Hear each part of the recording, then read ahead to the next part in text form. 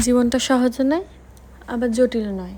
জীবনটা জীবনের মতন, কিন্তু জীবনটাকে সহজ বা জটিল আমরাই করে তুলি এবং পরে রিগ্রেট ফিল করি, কেন এটা করলাম, কেন ওইটা করলাম না।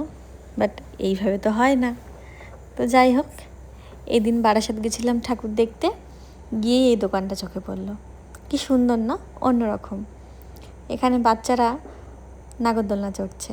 আমি ছোটোবেলায় কোনোদিনও নাগরদোলনা চড়িনি, প্রচণ্ড ভয় লাগতো, কিন্তু আজকে সাহস করে চড়েছি। সেই ক্লিপ নেই, তবে খুবই খারাপ এক্সপিরিয়েন্স। আর এই হচ্ছে সেই ভাইরাল পুজো, কালী পুজোর বারাসাতে, যেখানে কৃষ্ণ এবং মা কালীকে একই রূপে একই সাথে দেখানো হয়েছে। কিন্তু এখানেও একই অবস্থায়। বড় পুজোগুলোর সমস্যাই এটা, মানে এত ভিড় হয়ে যায়, মানুষ যে একটু মানে কিছুক্ষণ দাঁড়িয়ে দেখবে তার অবকাশ নেই। তো ওখান থেকে বেরিয়ে ভীষণ এক্সস্টেড লাগছিলো, আবার হাঁটতে শুরু করলাম। হাঁটতে হাঁটতে আর অন্য কোনো প্যান্ডেল সেভাবে আর দেখিনি, কিন্তু এই সাইড ভিউগুলো দেখছিলাম, কী কী দোকান বসেছে না বসেছে।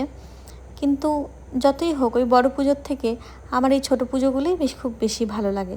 কারণ এখানে মায়ের সামনে বসে মায়ের দিকে এক দৃষ্টি তাকিয়ে অনেক কিছু চিন্তা করা যায়, ভাবনা মানে অনেক কিছু ভাবা যায়। আর এই খেলনাটা কিন্তু অন্যরকম, আমি আগে দেখিনি। আর এইখানে সেই মেহেন্দি পড়েছিলাম, মেহেন্দির ভিডিও তোমরা দেখেছো, যেটা পরের দিন উঠে গেছে। এই সেই মেহেন্দি অনেক দিন পর পড়েছি, ভালোই লাগছিল, অন্যরকম। তারপরে এই একটা পুজো, এখানে ভিড় ছিল বাট অতটাও না। বাট এই ঠাকুরটা সত্যি অসাধারণ সুন্দর, অসাধারণ, মানে আমার তো সব থেকে বেস্ট এইটাই লেগেছে।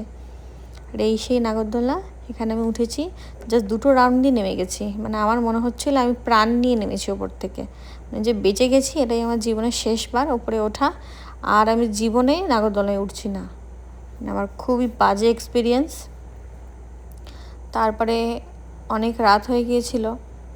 তারপরে আমরা 12টা, প্রায় 12:30 কি 1:45 হবে, এই ট্রেন ধরে বাড়ি ফিরবো। ঠিক তখনই দেখি রাস্তায় এই দৃশ্যটা। বন্ধুত্ব, এর নামই বন্ধুত্ব। টাটা।